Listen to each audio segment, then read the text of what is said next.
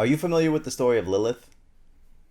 It sounds very familiar. So it's a story about the Garden of Eden and how God created man and woman together at the same time, not from Adam's rib. That Adam had another wife before Eve named Lilith, and Lilith would not conform or listen to Adam, and Adam was very upset by this. So God and Adam decided that they were going to cast Lilith out of the Garden of Eden and create Eve from his rib as a supplicating being that would serve him. He was very sad that he lost Lilith. And when Eve came along, he felt that completeness that he was looking for. Lilith wasn't conforming. Is that what you said? Lilith would not conform. She no. wouldn't listen. She was a bad chick. Like Okay. she was like exactly what you would want to date. You know what Right, I mean? right. Like everything that's wrong with the world and women, as like a guy would think. For someone Typical that they stuff. Yeah. For like she was like the girl that you want, but like when you get her, you're like, oh. Right.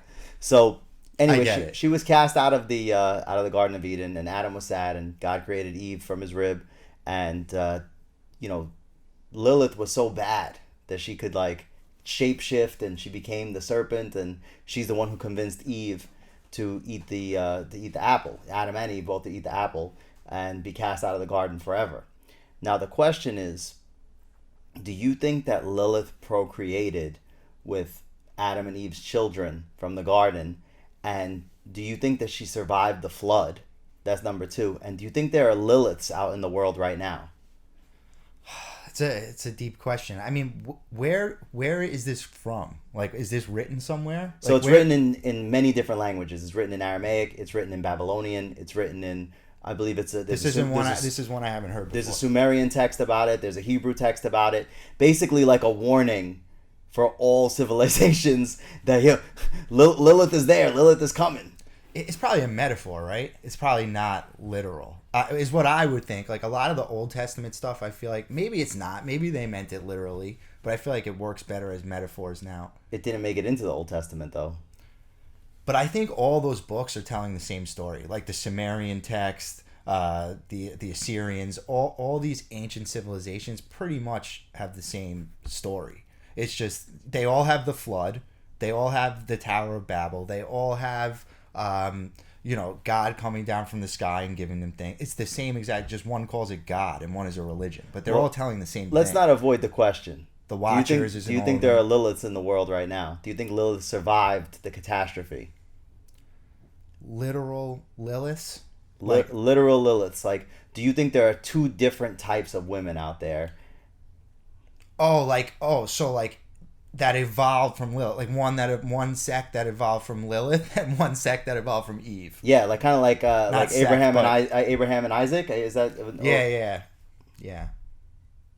With the two lineages. No, sorry, Abraham and Ishmael. Which one was it? I think it's Ishmael. Abraham and Ishmael, right? Yeah. With right. So a sort of thing like that.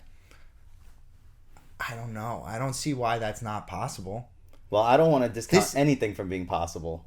This is to believe that. You have to believe that we were started with one man and one woman, and they were told to like procreate. I don't necessarily think that that's how we started. Like, so let's make God into an alien, right? Right, but then it wouldn't. They would just genetically alter groups at a time. It wasn't like two people and like, all right, go start a lineage. But if they could create many, why would they even bother to add in that little extra procreation gene? Or maybe they would add it in for future procreation, but why wouldn't it start with two? Like, well, it could be two, it could be many, it could be anything. Maybe there were many gardens of Eden all around the world, and that's why the story is always the same. I mean, for sure, people are different, and there's different types of people, and some do things the way that they're supposed to, and some don't. And some, go back and forth. But do you think it's genetic? I do think it's genetic. I think it's genetic like the same way that a kid that doesn't do well in school, like standardized tests, could be really smart. Like that's like a genetic thing. Like you're not good at this, but you're very creative and you start some tech company, but you couldn't take a standardized test. Well, what about the parents that give their kids everything when they're growing up and then they still end up going down the wrong path? I mean, I think parents give themselves a lot more credit for being able to manifest, which is what I kind of wanted to talk about mostly today, is about manifestation. I think parents give themselves too much credit on what happens with their kids. I think a lot of it's coded in already, and a lot of it is environment when the parents can't control it. A lot of it is coded in. It's both. It's nature, and that's what you're talking about, right? Nature, nurture. It's both. It's a combination of both, but genetics plays a big role in how you react to things and how you develop. Well, it's a big perception of your environment thing too, and if you're put into an environment that you have no hope of getting out of, then you could be the smartest kid ever. I mean, you may not have a shot. You may not have a shot, and whatever your parents do to push you to be the best that you could be, it may not work out. I mean, look at Biggie Smalls, right? So he was supposedly a smart kid in school, supposedly had things going on. He had a very tough West Indian mom who was on top of him. He still ended up being, supposedly, if the stories are true, a drug dealer, and he ended up getting killed at 20, 24, 25, 26 years old. So he wasn't able to escape that life, even though he made millions of dollars. Yeah, I mean, I don't know. It's really, what's the original question that we were trying to answer? Well, there was no. Is there Liliths? The original question is, are there Liliths still in the world? Do you think that it's genetic. There's one group of women specifically that were put here to serve men, and then another group of women that are equal to men? Or do you think that all women are equal to men? Equal in what? Like that? Like, are they equal in?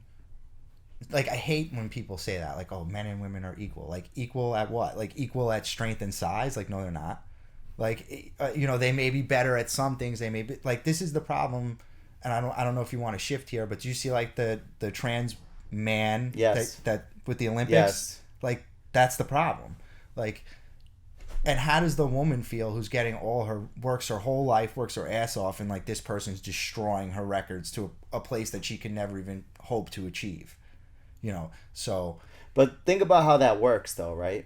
A man first of all, Jesus supposedly in the Gospel of Thomas said that you need to exist both as man and woman simultaneously in order to reach that level of elevated spirit. Now, I get that a woman who's hormonized can beat other women. But what's the common denominator there? There's no woman that's identifying as a man and winning the man's Olympics. And winning the men's side of the Olympics. Right. There's It's only a always the other way. man that's identifying as a woman. Why do you think that is?